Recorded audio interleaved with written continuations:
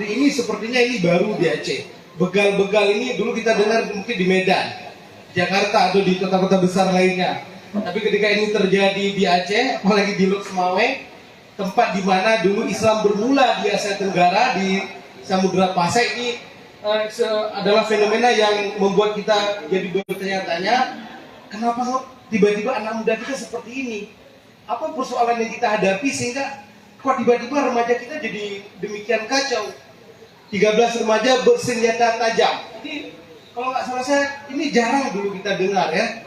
Kalau paling-paling ada dulu senjata tajam masa-masa konflik. Tapi setelah itu belum pernah kita dengar. Nah, jadi tapi ini sudah terjadi.